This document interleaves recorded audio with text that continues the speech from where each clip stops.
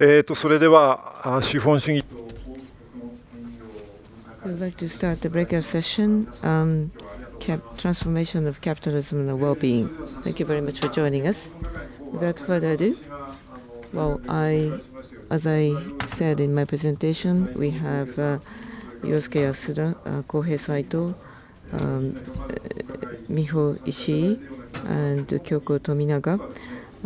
All these people who participated in the session, and also Mr. Simon Denny, who's participating in the exhibition, and I Hasegawa, and Daisuke Araya. Those three people are also participating on board. And as for the program, in the first half, we will ask Mr. Simon Denny, Mr. Daisuke Araya, and Mr. I Hasegawa to make presentations. And after listening to the presentation, just digest them. And after the break, we will have a discussion. So it's going to be a long session, but please stay with us.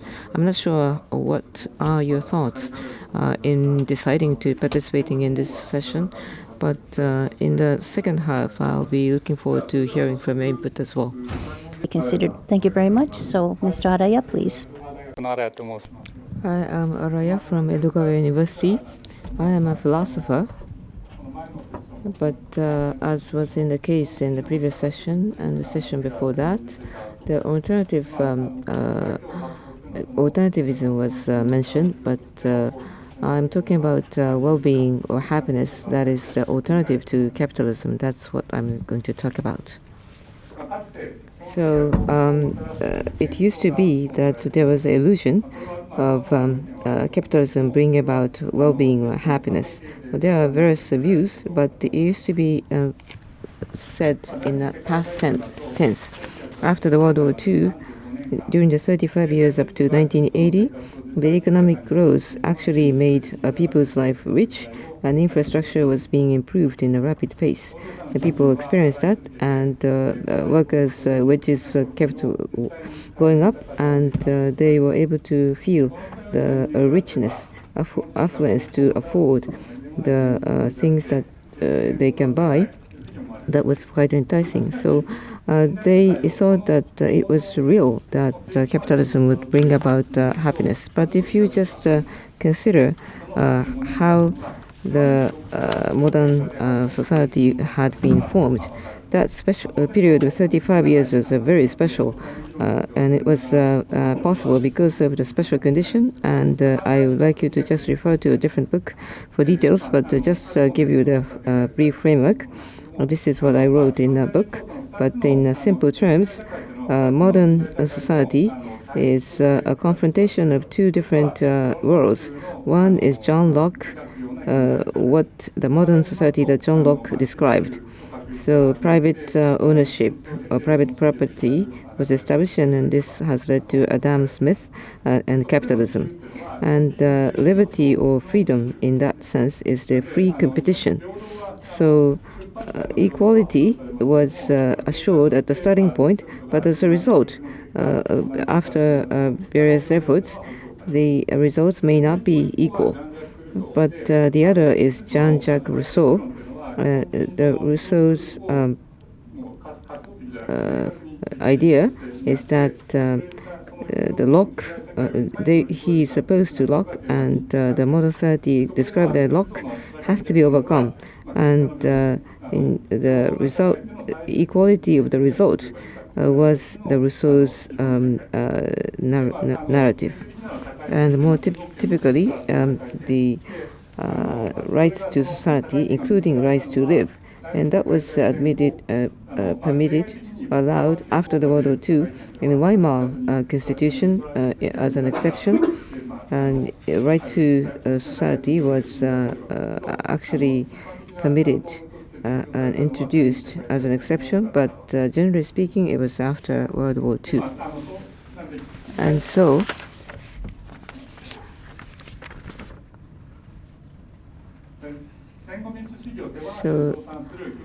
in the educational work field that celebrates post-war democracy, is that the modern society history was a necessary step leading up to the post-World War.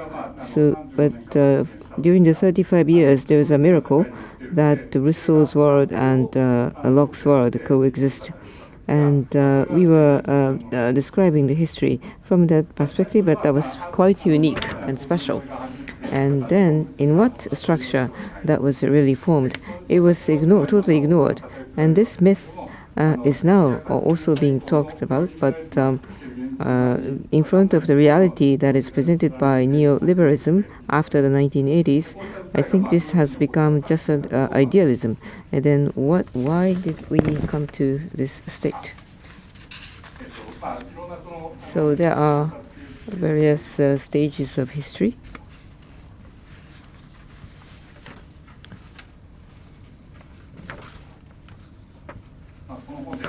So this is the book that I wrote and talked about this theory. The classic economy and economics and modern society was talked about. And post-war international order is something that I like to talk about. After the World War II, the developed countries let go of colonies and formed international order where each country has its own sovereignty. And this was discussed as a commendable anecdote, but there's a different side to that. The Wilson's Monroe Doctrine was the one that made it possible, and it was talked about in the UN. But President Wilson regarded this as an expansion of Monroe's Doctrine. But what was the Monroe's Doctrine? In the early 19th century, President James Monroe in the U.S. Asked for non-interference to European countries to the U.S. But this is isolationism that is often talked about in the textbook. So they wanted no interference from European countries, and the U.S. has gone on its own, went on its way, and this is correct, but the independence or interference, non-interference of the U.S. is not the United States of America, but non-interference to the Americas or American continent. There are many other independent countries in the continent, and other than the U.S., but the U.S., with its own authority of the U.S. as a single country, was able to decide for other countries on the American continents. And that was the backside, the other side of the Monroe Doctrine. So during the 19th century, they were interfering other independent countries in terms of politics and economies, and there was a anti-democracy during that period. But once they got democratized, the U.S. just unilaterally thought that they would not go any other way, never. And they were just leading the country in that direction. That's what they thought. And the typical case was Panama. In Colombia, Panama Canal was built, but the Colombian Parliament was opposed to that idea. But the United States got angry, and the area that is around the Panama Canal was permitted as an independent country, and they just did it for their own national interest.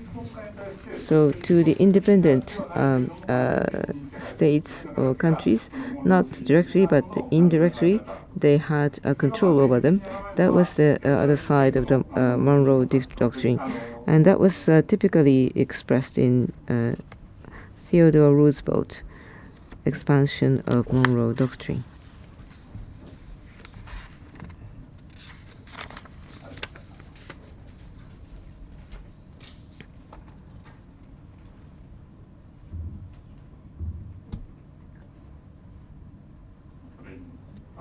I'm sorry. So Theodore Roosevelt was the political rival of President Wilson, and with the same word, expansion of the Monroe Doctrine, he advocated something different. So the countries that are not willing to introduce democracy, or no ability to introduce democracy, there is no other choice but to force the international police force. So colonial control was liberated, but and the background, there is indirect political and economical control was made possible because of Monroe Doctrine. So Roosevelt and Wilson in the U.S. were the post-liberal political parties. They established those parties, and this two main party system is still there in the U.S. And that was the front side and back side of Monroe Doctrine expansion.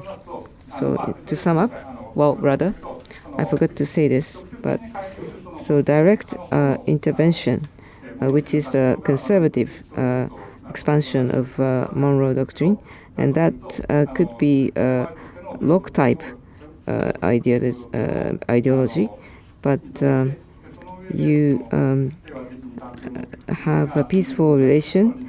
That is President Wilson's philosophy, and this could be a Rousseau type expansion of Monroe Doctrine. So if you have the liberal economy and democracy as a set, and universalize that with economic region, and that's what United States has done. Now, the Locke and Rousseau were two conflicting ideas for modern society, but they coexisted in the domestic politics after the World War II. So after the World War II, so let us first talk about the structure of the World War II prior to discussing the post-war period. So World War II, we have the imperialism, so that is a Locke type of imperialism. So this is a way to expand the market and also becoming stronger because the market is saturated. Imperialism would actually lead to fighting over the territory. So as a backlash to that, they will have a number of streams. So of course there is a conflict backlash against the colonialism, and of course there is a backlash against the capitalism as well. So the Jewish people are seen as the symbol for capitalism, and also they are seen as having conscription. Therefore, there is the fascism, the move. So it's the conflict between these two moves that was evident within the World War II. So we have the Locke type of imperialism on the left-hand side. So that is more how they see the modern society and how we should overcome that. And how can we attain an equal society, a Rousseau type of society, a new type of modern society. So it was a conflict between the Locke type imperialism as opposed to Rousseau type of forces. So as you know, it was a very long, prolonged war. And but after the war was over, there were some of the issues during the rapid economic growth period. That is, how can we address the dissatisfaction of the laborers? So that is why we have the Fordism into play. So Fordism, so no longer the laborers are seen as objects of exploitation, but they will be seen as consumers.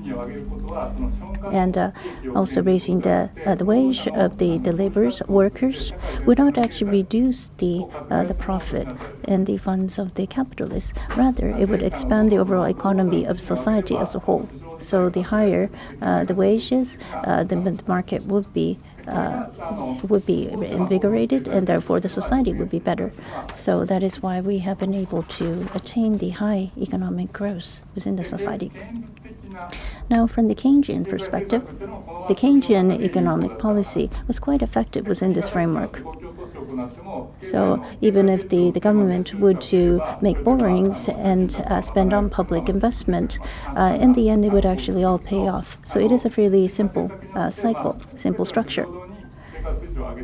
So raise the quality of life for the people as a whole to make them equal. That is seen as a social investment. And through economic advancement, will get paid.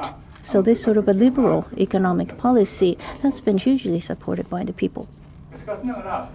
However, this sort of wage increase of the workers leading to direct growth of the market, this era has been terminated. So by 1970s, the economy has faced more of a structural recession. So the Keynesian panacea can no longer work. So the corporates have actually moved away from wage increase to restructuring.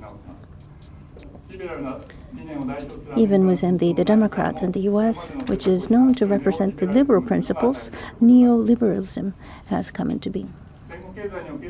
So also the labor unions, who have realized the high wage growth, also could not actually compete, could not reject the restructuring. And that is why the organized rate and also the rate of the members joining the labor unions have declined.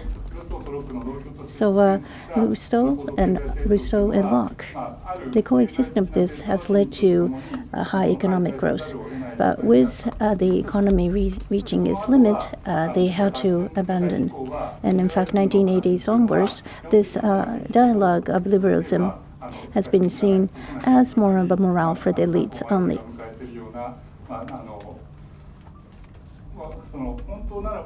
So in reality, if we have poverty in the society, and the people in poverty, normally you would think that they would vote for the Liberal Party, but in fact they are voting for President Trump and perhaps Prime Minister Abe. So that is why we are seeing the structure, because of this distorted state. Now going forward, or actually after 35 years, so I think we should say that the capitalism would no longer bring about happiness. In fact, it was illusion. I believe that is a starting point of our discussion. We have no choice but to conclude so. So we need to consider what exactly is happiness, what exactly is well-being is. We need to consider this. So capitalism, how can we overcome this? So if each one of us would have the desire, and if we can structure those in a different way from capitalism, perhaps we could have a new perspective of the society.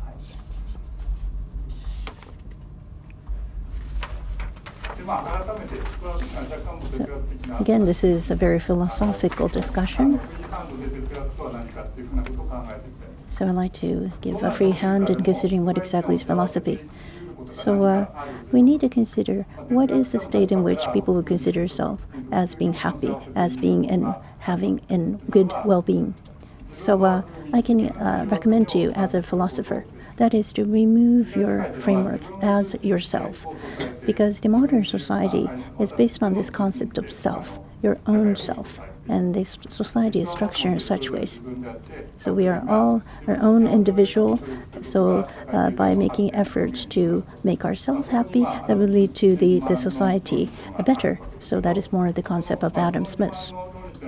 So the logic is quite interesting and it's quite clever, but I will not go into that. So now, by maximizing your own happiness, would that really bring about the true well-being of yourself? That is a question I'd like to pose. It could be because the fact that you are bound by your own structure, your own framework, perhaps that is not giving you the true happiness, because happiness, well-being, it is not equal to affluence, because even if you may be rich, you may not be happy, but of course vice versa. Oh, actually, but the opposite does not work. So, of course, there is an overlap between happiness and affluence, but they are two very different concepts. So I'd like to give you a concrete example. First example, maybe this is not a concrete example, love is an example. So if love to be fully establish and fully realize, you need to remove your own framework. You need your own self. So if you're, of course, if you choose to make a community only with people with same values, that might not work. But if you want to create community with others, you need to remove your own boundaries. You need remove your own framework. And perhaps that itself is a function of love.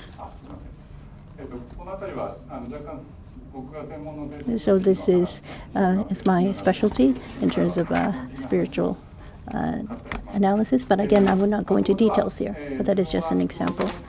So as part of the community, so you would exist for the others. And by existing for the others, you can feel the happiness. Another example is forgiveness. So this forgiveness,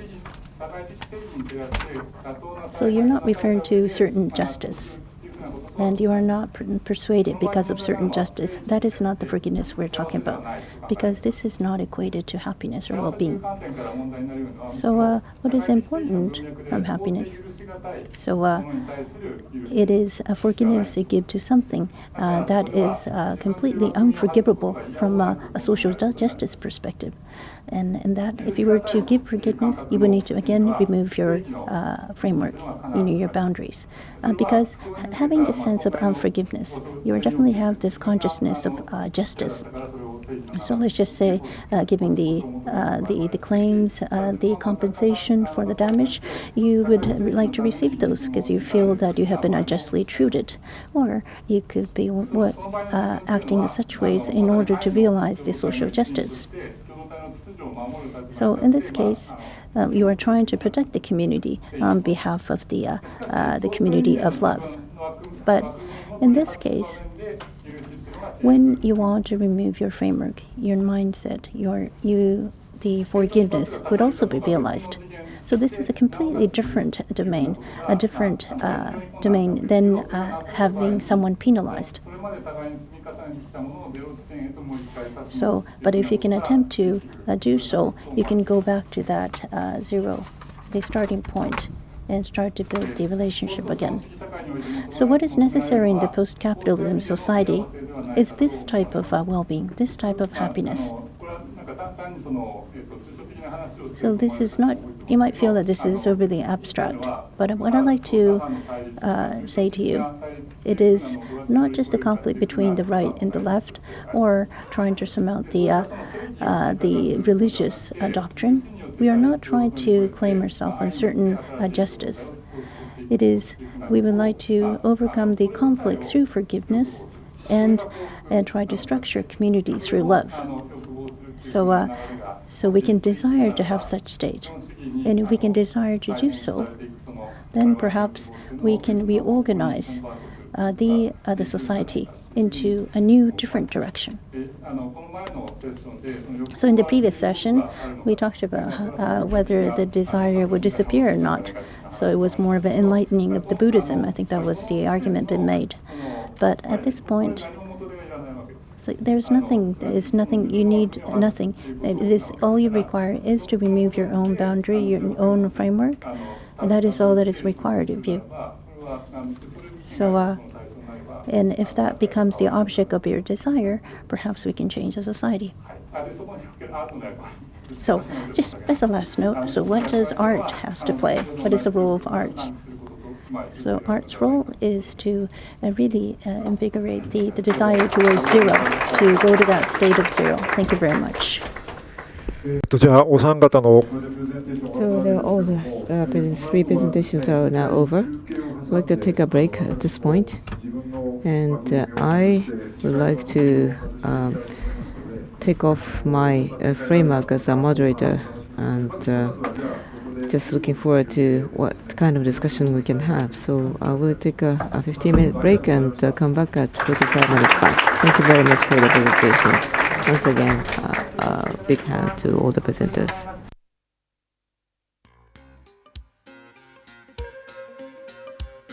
釣られてるっていうことですか。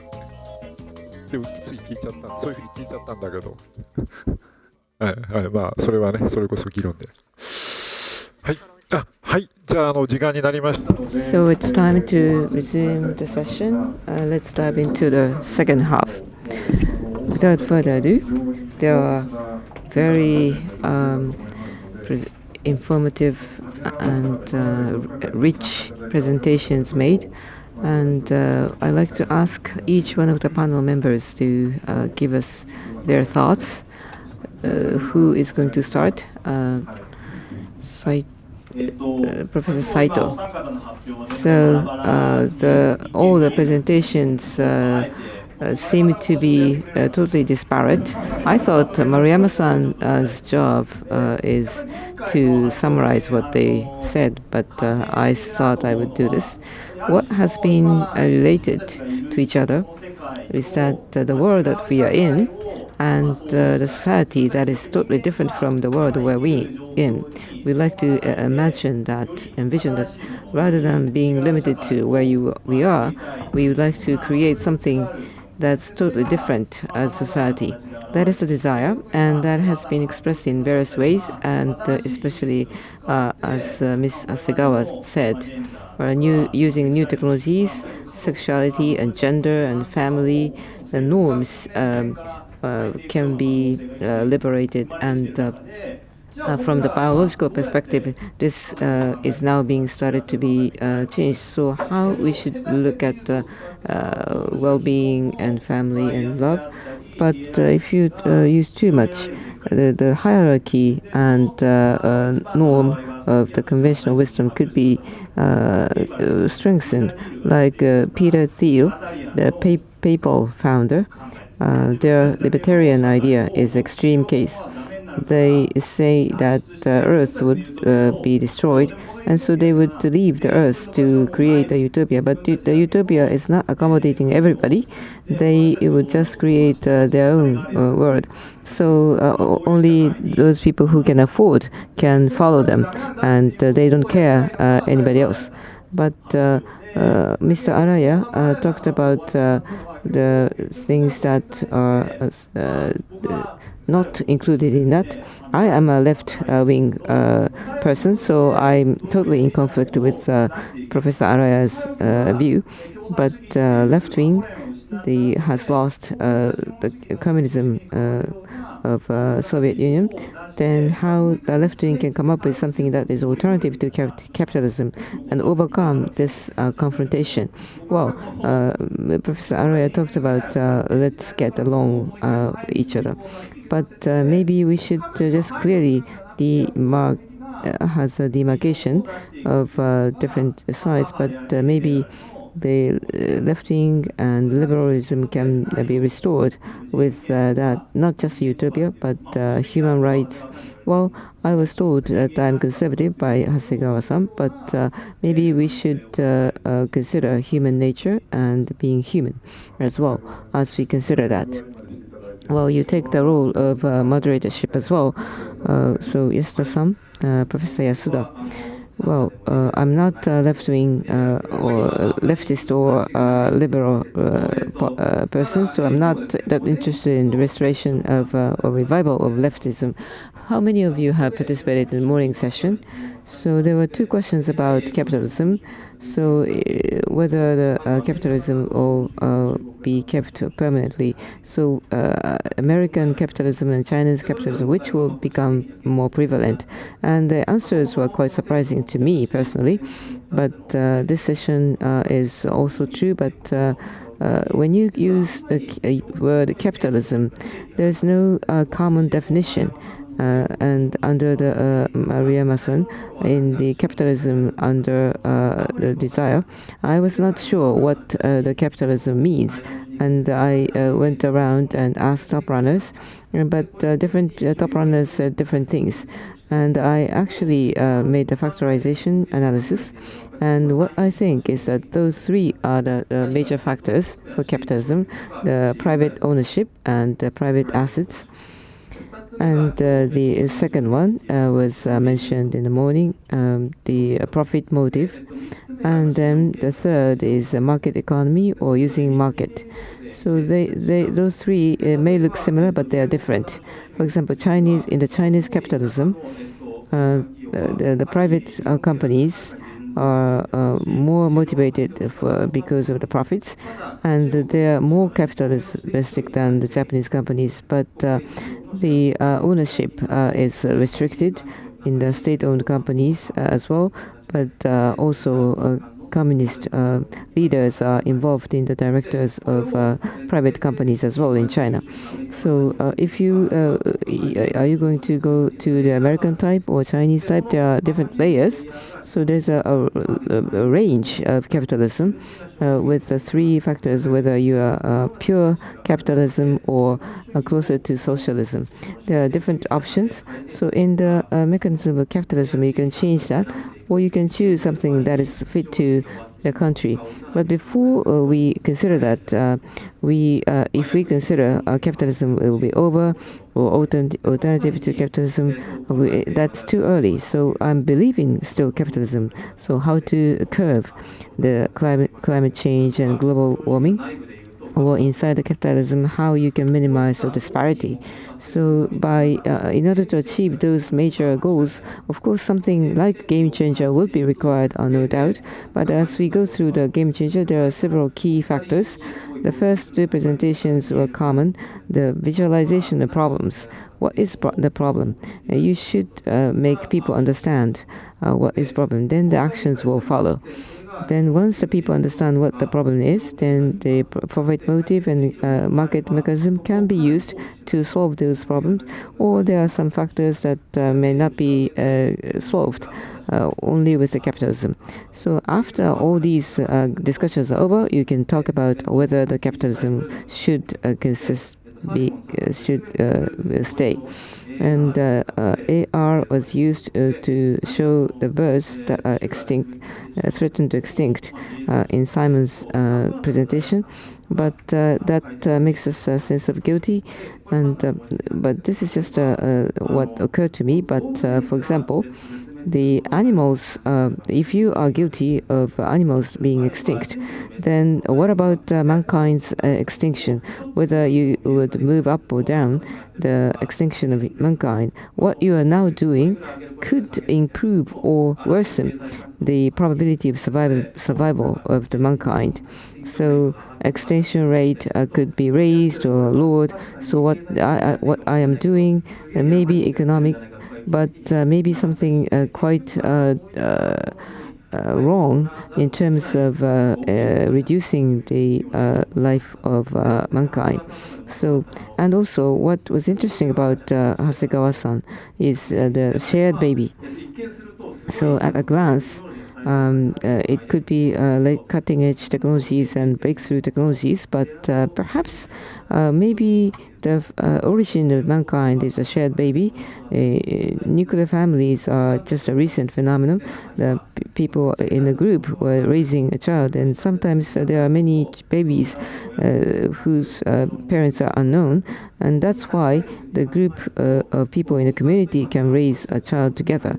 So the approaches are different now, but the assets or the common assets for mankind, babies, can be shared in different ways, and there are more options. So going back to where we were, there is a slogan that is now being advocated. So we can have a happy marriage, and Professor Araya talked about capitalism, and my thoughts are quite similar. But maybe institutional issues and relationship between politics and economy, I think I would like to touch upon that later. Ishii-san, do you have anything to say? Ishii, I am an anthropologist, so from anthropological perspective, I like to make comments. But what was common in all three presentations is that when you say well-being, it is not the well-being just to mankind, but well-being to other living creatures, maybe something that is artificial as well. And also technology and nature are intricately intertwined. And nature and humanity, those two concepts are going to be upgraded. And that is the world and the age that we are in now. And especially in what was explicit in all the presentations is that with technologies, nature can change because of intervention, and as it happens, then there could be something that's unpredictable that could happen. And based on that unpredictability, you could talk to consider nature and mankind, and they will co-change. And that is the dynamics that we are in now. So these sort of, we cannot actually give values to these accidents, these incidents. So now, as Tsukada-san mentioned, perhaps art could play a role. So perhaps not is what is already happening, but what is going to happen. So what could happen in the future, or what could have happened in the past. So that sort of society or world could be portrayed and represented in arts. So that is different from our reality, our stable reality. But the world that we might have seen or we may be seeing in the future, by drawing it, by representing it as an actuality, we can prepare ourselves. We can actually set ourselves, and we can set our mindset for that possible future. So that could be done through arts, or it could be some sort of religion as well. So going forward, actually this is a question to Hasegawa-san. I found your presentation very interesting. So in terms of the possible future, in terms of actuality, so by representing that actuality, the realness through arts, I think that is also playing upon our mindset, how we should prepare ourselves into the future. But my question is, why DNA? Why gene have you focused on? Because it seems as if this is the essentiality of biological being. Or, as Yasuda-san mentioned, so if many people are raising a child together, so it relates not just to mixing the different gene, but according to Janet Karsten, he's mentioned about the relatedness as a concept. So it is not just DNA; it could also be sharing the milk, the breastfeeding, and we're also sharing the food. So that is an example from Indonesia. So shared parenting should not just be just genes, not just scientific only, but also it could be other means. So how much are we going to resort to the science? Also, you've talked about IPA cell, and for the scientists and other technology, it has a lot of accident involved. A lot of the future cannot be fully estimated. So in terms of accidentality or this lack of knowing the future, knowing so how do you actually perceive this site? Also, another question, this is to Araya-san, related to his last point in the presentation. So DNA is seen as a core. So it could be seen as an attached to a modern concept. So how would you perceive that? So I have a question to two of you, maybe perhaps later as well, if you can comment on that. Thank you very much. Hasegawa-san, would you like to reply to that? DNA, yes, as far as I can remember in my presentation. So within the video, I've talked about the kinship. So why are we so concerned about genes or heredity? So I think that becomes the question when it relates to shared baby. So as an answer to that, when we conducted the workshop, we talked about whether we look alike or not. But it could be we look similar because we are living together and we grew up together. That could be the reason. In fact, I myself grew up in a remote countryside, and the eldest son was seen as the number one important child. So it was definitely a hierarchy within the society. So having this blood kinship that is truly believed by my parents, and I myself too, to a certain extent. But by having this project of shared baby, we could actually move ourselves away from that confined concept. Also in terms of science, so we have our own DNA, and And because we have that DNA, we might have actually strengthened that kinship relationship. Also, another point about evolution and about survival. So unless we have the next generation, then we may be seen as a defeated species. So I think that is also an implanted concept amongst ourselves. So through the use of this technology, I was wondering whether that would strengthen or in fact weaken our ideas and connotation. So I thought this was a very interesting project. So why this kinship? Why do we believe in it? Why do we believe in this relationship? I really wondered. So even after going through this project, I don't fully understand. But what was interesting was when we mixed 100 or so gene information of the parents, what comes out? You can't really tell whose gene we're using. So it's quite meaningless to assess that. So perhaps we can change this relationship, kinship, through the use of technology. So I thought this was another interesting comment. So as Ishii-san mentioned, it was very interesting concept. So Hasegawa-san, you have this scientific perspective. You try to explore the possibility and also the limit of the scientific perspective. So it was quite interesting. So it's not just the naturalism that you're trying to promote here.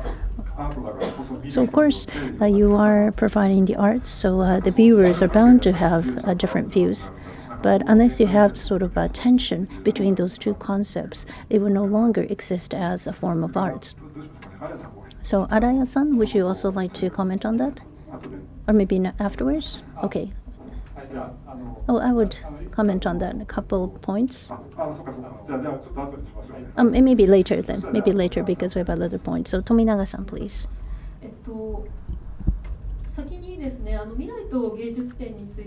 I'd like to talk about the future and arts exhibition. I'd like to start from there. And then from there, I would like to comment on the presentation. So when I visited the Future and Arts exhibition, I couldn't really get the sense of future, to be honest with you. So obviously they have the most updated advanced technology, and there were a lot of exhibits trying to evoke more consideration. However, having said that, many of the exhibits are more personalized. So based on the desire, based on the taste, so there are different food, clothing, housing, based on the taste of the individuals. So the nature of the desire really hasn't changed over the years. It's not really futuristic at all. It is quite traditional. So the desire is quite traditional. And if you're trying to achieve that through the advancement of technology, so perhaps it's good that we don't have discrepancy between the past fact as opposed to the future tense. But I think there is an issue related to capitalism. So, after all this range of evolution and so forth, we are bound to personalization as the final conclusion. I thought that was interesting. So, as Hasegawa-san mentioned, and of course, there are bound to be some discussion about this blood relation, and that seems like a fairly traditional desire we have. So, we may have a technology to try to adopt or have someone have children from way abroad. You may try to bring them in as your children. Technology could be used for that extent as well. So this desire seems to be fairly traditional, but it may also have some modern aspect as well. This is what I felt from Araya-san's presentation. So now everything is personalized. So let's just say, so from the same origin, from the same region, or the same attribution, that doesn't really define you, because you may have come from the same school, same class. Quite often you don't have much commonalities with them. So you are living in a society where the assumption is you don't understand each other. So we need to constantly ask ourselves, what is ourself? And that could be the reason why there is this renewed desire for personalization. That is the concept I have thought from the exhibition and also from this seminar as well. So because we are in a society where we're constantly asking each other, that could be the reason why we are asked to remove exactly our own structure, our own framework. So if we continue to ask ourselves, we may become somewhat autistic, and also we may strengthen the existing bias. So this idea of asking ourselves constantly and also repeatedly, we are strengthening our bias. So in that state, this state of removing our structure, our own framework, may come across somewhat abstract. So it may sound so for general people, but I think, again, it's a very important message. So that's what I thought it was important by looking at future and art exhibition. I don't know how to put this, but as I listened to Tominaga-san, the modern society requires consistency in terms of identity, be it capitalism or democracy. As a personality, of course, there is something that you would like to destroy, but if you do so, then you may not be able to stay in society anymore. So identity in society, where is it? If once you start exploring that, that could be become an issue. Now, the panel members have expressed their views. Now, I would like to ask the presenters for their feedback, any reactions.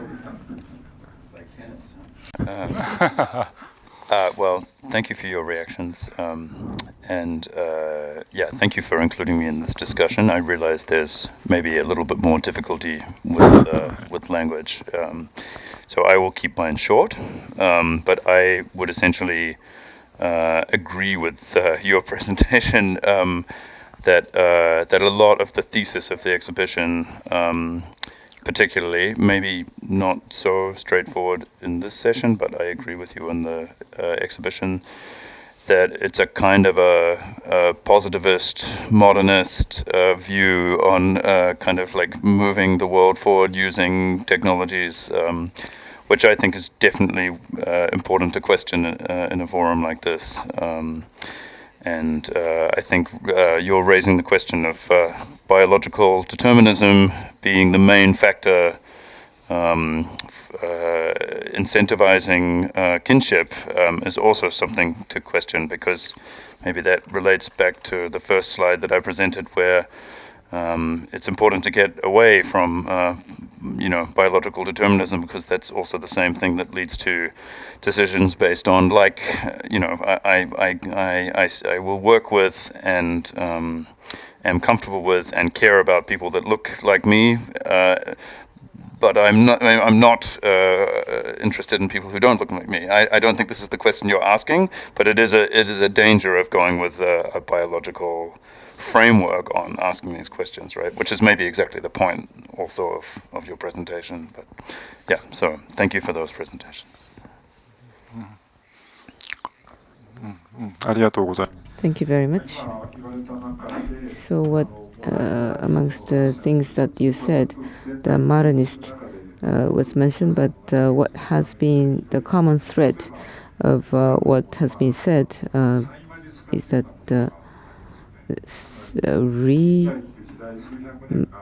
magicalism. Well, the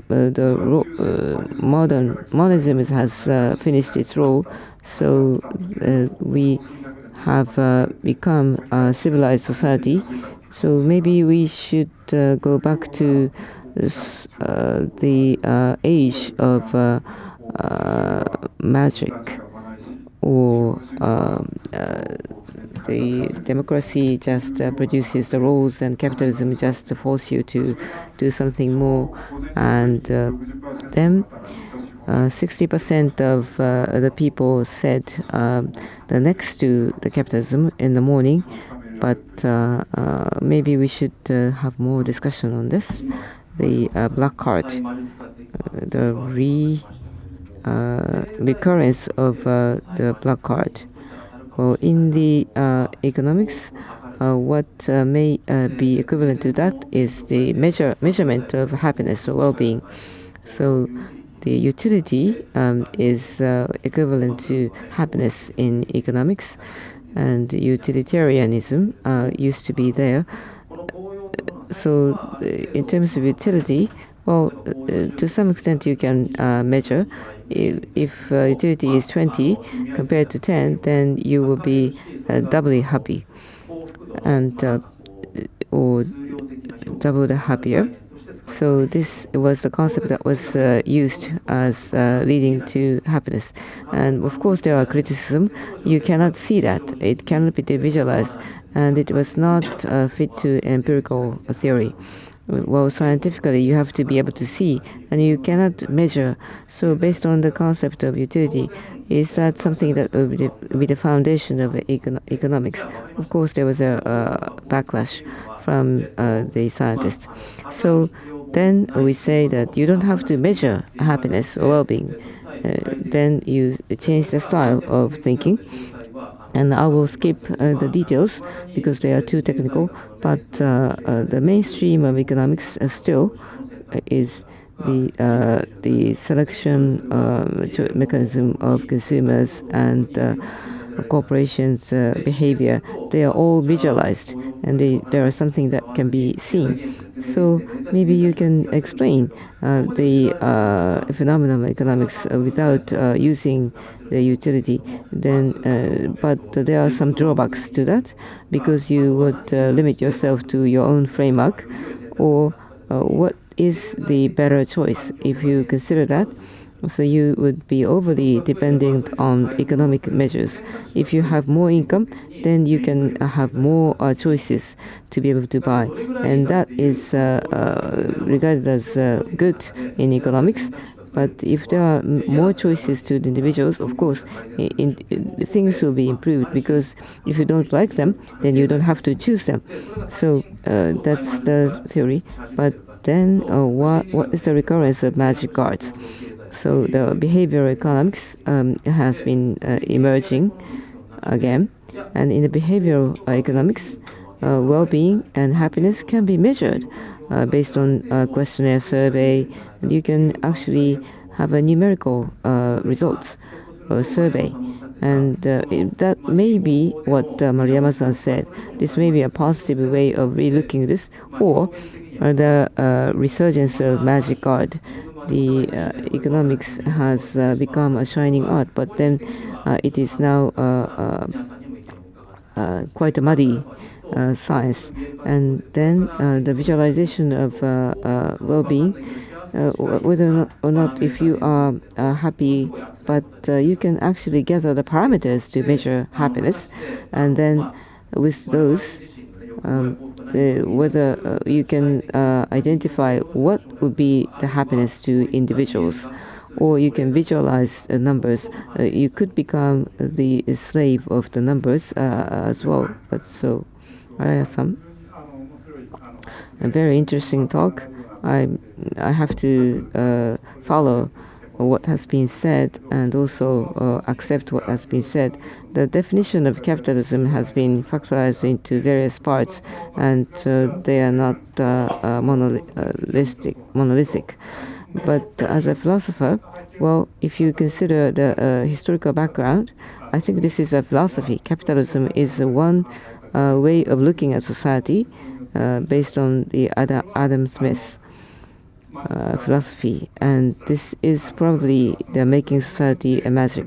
With the division of labor, what to the entire society, you don't have to consider what is the meaning of your role, and so that is how the values are being evaluated. And in the Adam Smith advocated that. So you don't have to consider the entire society and the role of yourself. That is the foundation of capitalism, in my view. So the visualization is really important. That's what has been said.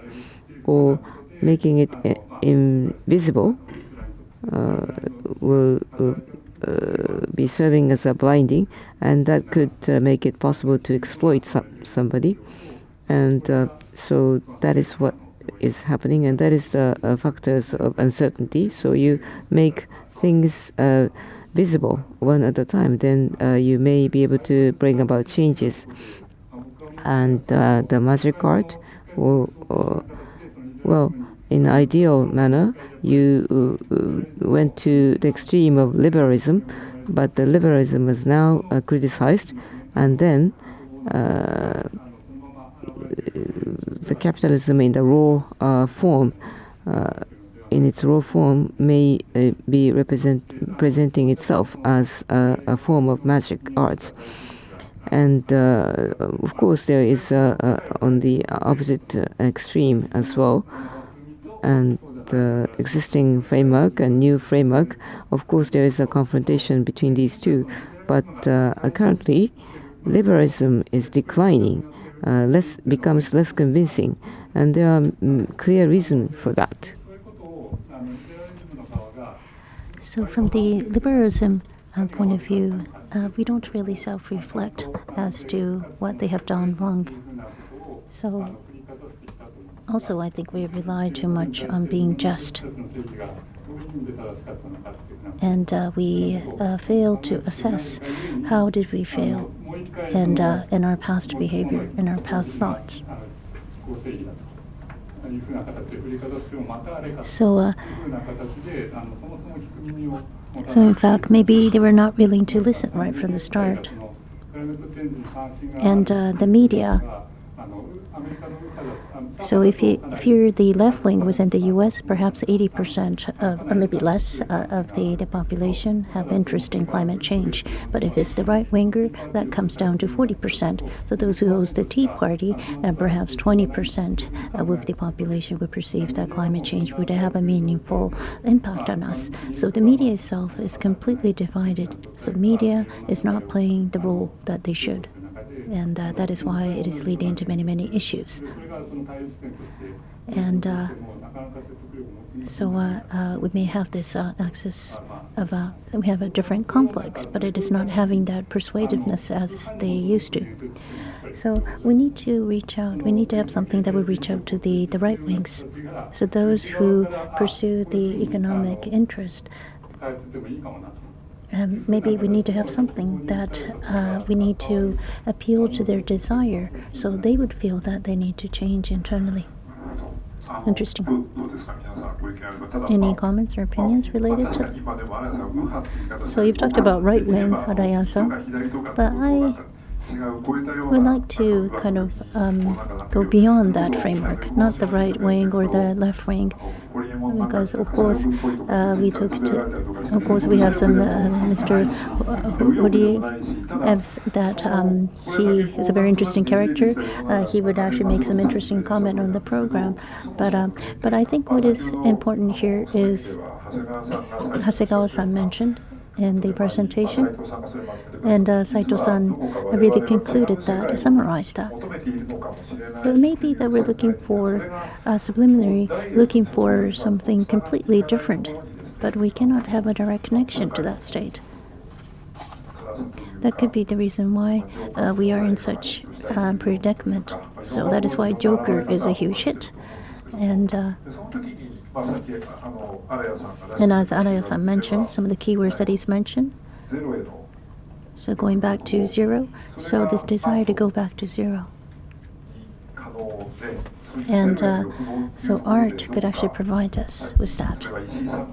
So as Ishii-san mentioned, so it could be the something spiritual, and maybe having that, it would give us some peace of mind. In terms of de-enchantment, or moving away from magic, so there was this magical world, and because of the modernization that has been de-enchanted, and now we are seeing re-enchanted. Actually, I do not see it that way. This is more of the advancement. So within anthropology, we have this concept. Even today in the modern world, we cannot separate ourselves from magic. And Weber also forecasted that magic would also exist in the modern world. So now we try to realize the magic, the enchantedness of the modern world. The question is, which direction are we going to lead? So I'd like to ask the artists, for instance, Simon, in your works, and also Hasegawa-san's works, it's quite critical, also very political. But the question is that enough? Is that good? Because you are addressing this issue that is political, and the more critical you get, you will be internalized within the system. So you may be just supplementing or compensating the existing system by being critical. So perhaps in the art scene, that could be the only direction you can lead to survive in the artistic world. But again, how can you be truly critical? How can you give that true alternative? Or do you believe that the modern magic is bound to internalize those criticism? So any comments would you like to take? That is a very difficult, tough question to address. So to be critical, yet be political. So of course, if we were to address these topics, we are bound to address ourselves within the system. So the question from there is, how can we land with our own feet, and how can we move on to another world? That is how I would see it. So it is not as if all of a sudden, abruptly, as a fantasy, if we were to come up with some fantasy concept, no one would follow me. Because people will say, okay, she's in her own dreaming world. Okay, goodbye. So we have to be able to connect with the people, with the viewers. So Anton Fiona is my teacher. She's a specialist in the speculist design. So the study it's the methodology is how can we find an alternative within the society. So when I was learning from them, the point was we need to research the technology, we need to research the sociology, and also combine them together. But also, it is important, and it is also very difficult to use and maximize your imagination.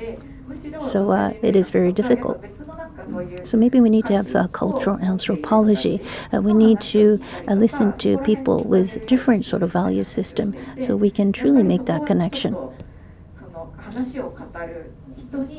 So the reason I am making this move is to really start this discussion, and that is why I am bound to focus more on political and also critical art.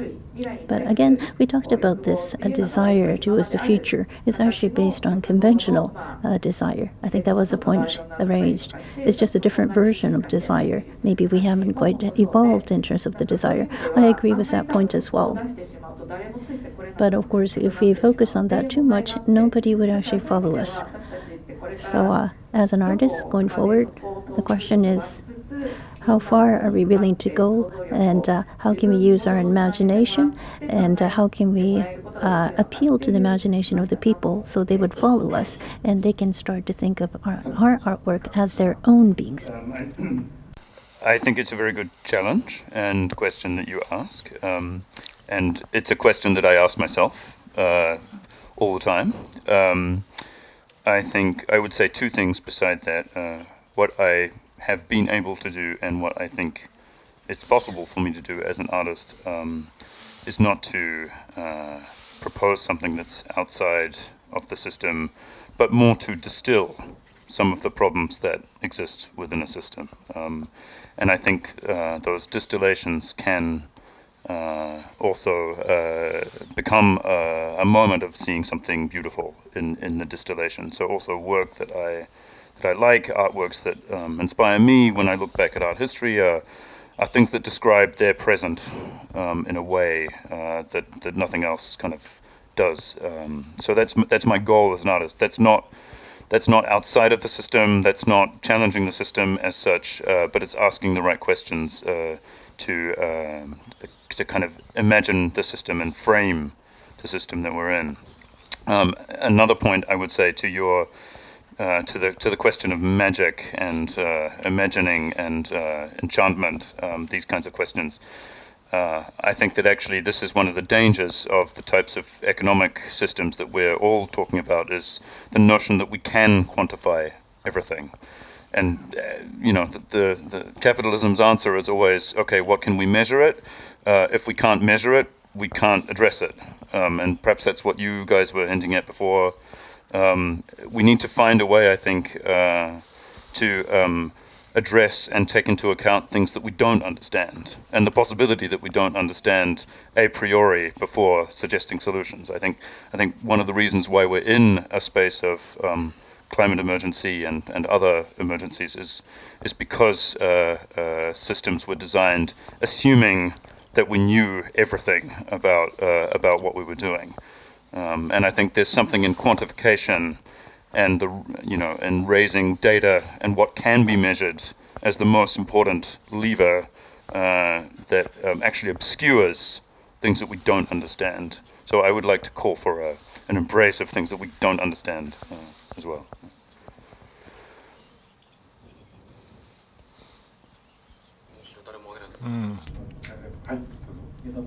Thank you very much. In fact, yesterday when I went to the exhibit, I felt the same way as Tominaga-san. In fact, we had AI, 3D printings, and genome editing. So all these recent technology, these are all predictable. If you are somewhat versed of those technology, that was the basis of the exhibits. So they try to speculate, they try to draw the future, but in the end, they are still confined by the conventional framework. So Mark Fisher mentioned that within the capitalism. So if it's not capitalist society, we cannot actually imagine beyond that. So that has been prevalent in liberalism, and that is why they are going through their predicament. Then the only alternative is technology. But with technology, this is something that was born in capitalism. So you cannot look at something outside of that. So in that sense, in my view, doing art with technology may have a limitation. But Nanjo-san said there is no border between art and technology. So I thought, I was wrong, deadly wrong. So that was a surprise this morning. As technology can exclude accidentality and master what is in the nature, and then you make it improved and controllable. But art is about accidentality or one-time aspect, and that something that is dissimilar and unfit to the commercialization and commoditization. But that tension was not there in the exhibition. What they are saying that using this technology you can do something interesting. Well, I have both and I have agree. So there are many criticism to the artist, but I actually am a researcher and writing a paper, and from the outsider's view, my papers was not that different from the previous paper, so I'm not in a position to criticize the artists that they are not futuristic enough. So starting from there, I would say that personalization, customization and personalization, that's always been there. But in the modern society, mass production was the thing. And with the mass production, you can reduce the unit price. Then personalization is very difficult to achieve. Be it vehicles or consumer electronics, you can increase the variety, but that would increase the cost and you cannot survive. Then why are we talking about personalization with the digitalization? There are a lot of customers, and you provide services to all those customers, but then take data, then personalize and customize your services. So mass production and personalization and customization are not in conflict with each other anymore. So personalization used to be for the people who are rich, who can afford to do that. But that was exceptional. And customization, the mass production was not coexistent. But that is not possible with the technologies. But so the artwork is not just for specific customers, but they can be used by anybody. So personalization may be an old-fashioned way, But with a different way of business model, this could become more widespread, and that is something that I thought as new, something new. Well, we have spent only already 45 minutes, and there's only 15 minutes left, and we are broadening the scope of discussion. But if you have any questions or your comments at this point, I'd like to solicit any. Well, there are so many different topics that we jumped around, so you may be at a loss what to ask. But maybe various perspectives were shared with us. But based on that, let's take a look at transformation of capitalism and well-being. If there are any comments that you can go back to that. Well, there's not much time left, but maybe 2 or 3 questions that we can take, or comments. Maybe difficult. Well, I won't force anybody.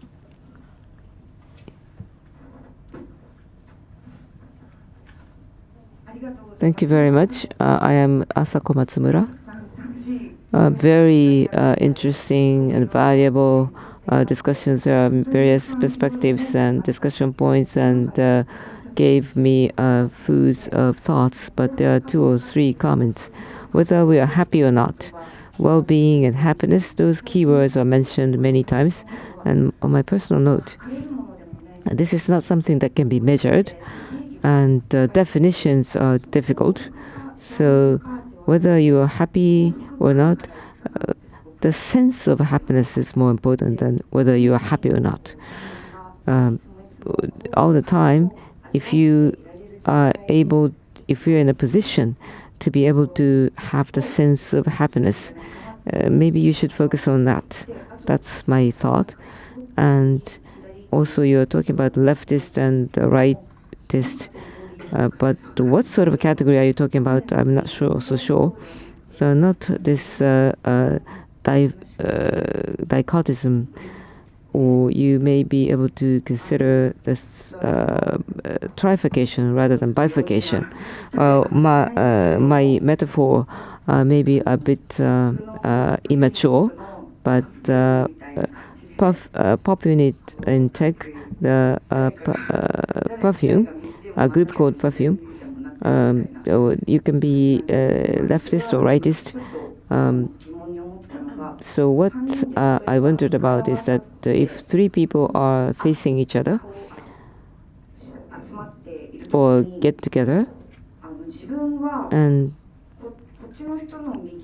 you are on the right of that person and the left of the other person, and you are in between the 2 people.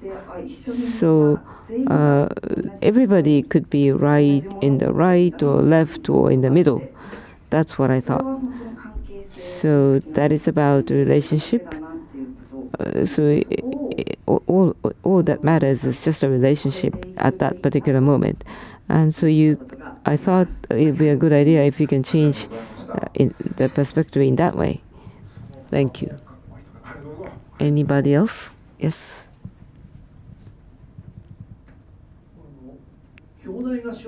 Well, the transformation of capitalism and well-being is the theme of this discussion. So, framework other than capitalism, in the framework of economy, how you can achieve well-being and happiness. Well, in line with the theme of today, that is what I'm interested in. The private ownership and profit motive and market economy, well, they are very easy to understand. But framework other than that, how can you achieve and gain happiness and sense happiness? That was not focused specifically today. And Hasegawa-san said that you can get liberated from the framework. Well, that's very interesting. There is capitalism, but if you enjoy art, you are actually get liberated from the framework. Well, if the art is for commercialization, that may be a different story. But if you can just enjoy the artwork, then you may be able to feel happiness. But if we, in a more solid framework, which is other than the capitalism, how you can, how the happiness is accepted or felt, perceived from an anthropogenic perspective. Well, there's a happiness of the mankind, and also Sato-san talked about leftist slogan. But what can you identify in that framework? If you can talk about that. Thank you, Ishii-san. Anything that you would like to say from an anthropogenic perspective? Well, maybe I'm a representative of prehistory, but anthropologists searching the society. I'm actually researching India, but there's also something like hyper-modern society there as well. But the sense of happiness is not that different in those societies. In Africa, I used to live in a village in Africa and a village in India, and also I live in Japan. So in the minimalism, the sense of satisfaction doesn't change that much. As Araya said, in abstract terms, the way that love should be, you cannot really measure that and quantify that. And also how it is related to social system, an institution. That is something that we should give more thoughts to. And also, if you look at this society, then it doesn't necessarily mean that you can see something that is alternative. This is a philosophical, ethical problem, and also what is human nature. That is also an issue. Well, that's about it. Thank you. Well, Saito-san, if you have anything more to say. So let me summarize. So now the productivity is so much enhanced, and we are so affluent. But why do we have to work for 40 hours a week? So this is pretty foolish, because I think we are perfectly capable of working for 20 hours only, and we are working so hard to destroy the environment. So in the future society, we may reduce the working hours and engage in other activities, or we could actually enjoy hiking, enjoy the natural environment. So that's happiness. But in terms of under the capitalist state, because you continue to work, happiness, it could be defined as buying goods and shopping. So U.S., United States, the GDP is so high, but the lifespan is short, the medical system is messed up, so is the education. Only the top layer of the society is doing well. And now for Europe, the GDP is much, much lower than the United States. However, the life is stable. So that could be happiness, that could be well-being. So just by assessing the economic growth, we are sacrificing a lot of possibilities for happiness. So that's what Marx said, and many of the critiques against capitalism are saying that. So that I believe that is a learning that we can have. So even the same Marx, so Saito-san, so he's quite close to Marcus Gabriel, and in fact, so Marcus, when he came to Japan, so. When we asked someone in Osaka, there was this TV program asking this person, "Are you happy?" And the person was or was not able to answer whether it was happy or not. I just can't remember that program. So in any case, it's really happiness. No matter how much we try to discuss, its happiness only relies within the individuals. We cannot change that. And as Saito-san mentioned, I am not saying we should all be socialist. That is not my point. But what I've been mentioning is the fact that arts has sort of might be commoditized. It might become commodity, and that may be the structure within the capitalist society. So I think having this sense of happiness, that is the common issue. So we need to be conscious as to how we should have the sense of happiness, and arts has a role to play. So arts represents a desire to go back to zero.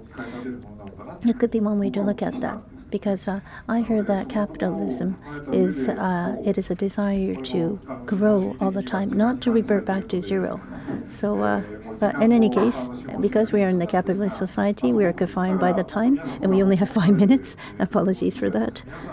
But any comments from the panelists? Okay.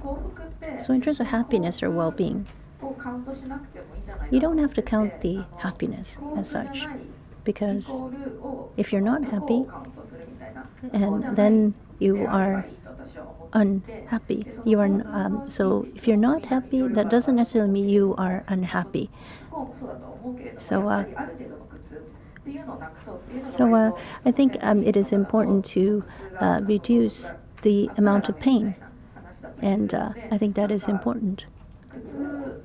So if you are in pain, maybe a system to count whether you are in pain or not, we are in a predicament or not. I think that is more important. And also, this concept of forgiveness is very, very difficult to do, because once you're attacked, it is very difficult to forgive someone that if you have been attacked in the past.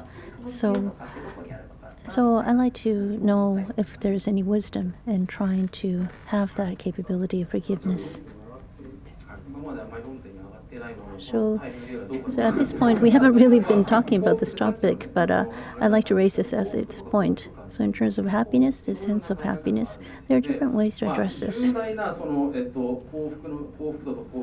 So this degree of happiness, so there is a happiness that you feel, you think inside your brain, as opposed to what you experience. So decision utility as opposed to experimental utility in the economics world. So the happiness you have experienced in the past, if you were to measure it, that actually there's not much difference from what you felt inside your head. So for instance, if your income goes up, once you go above a certain threshold, this subjective happiness level, it does not really change. So this is called the D-theory paradox. So this experimental utility as opposed to deterministic utility, there's really not much of a difference. And humans are quite capable adapting to that situation. So Maruyama has actually critiqued this. And because what is the kind of option you may have, depending on the environment you live in, you might have a different options for jobs. And but if you were to ask the housewives, for instance, and they may have been limited job choices, but they may still answer that they are happy. So I think what is important here is, objectively, you might appear to be happy. But, and based on that, if you were to affirm the reality based on this objective view of the happiness of the people, I think that is dangerous. So I know at this point we really can't get into this topic.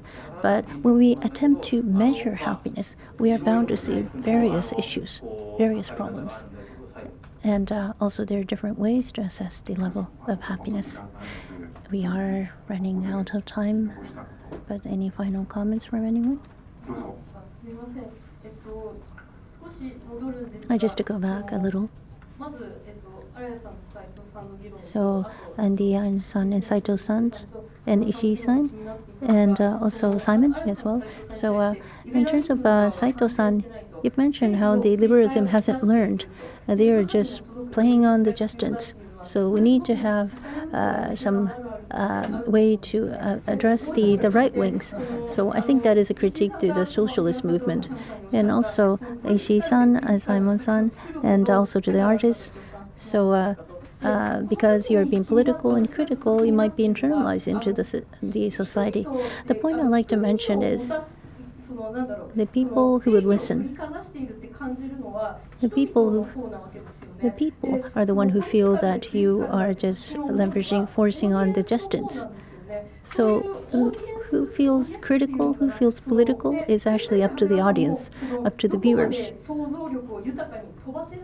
So Hasegawa-san mentioned is how imaginative you could be. So you're not trying to drive the viewers, you're more about how the artist can become more imaginative to address the viewers. Also, there was a point mentioned about how we need to approach more to the right wings. So if that's the case, is there a perspective that the audience needs to be more political, more critical? So the audience, do they need to be voluntarily more conscious of those? Apologies, this is a really abstract question, but I am more closer to the audience viewer side.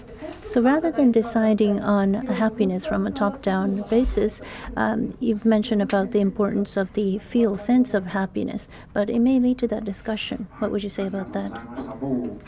Thank you very much. Do we need to conclude this? I think it is time to close this. So it's almost the end of our discussion time, unfortunately. But we haven't been able to have a solid conclusion. But that is exactly why we have had a very rich, in-depth discussion. Because we had this, we feel that nothing has been settled. I think that is the beauty of this discussion. So I think this gave us an opportunity to revisit this idea of capitalism and well-being. And I hope we have given us as an opportunity. And if we were able to do so, that would be our happiness. I would hope that many of you would continue with this train of thought. And I would like to thank you all for your valuable time today.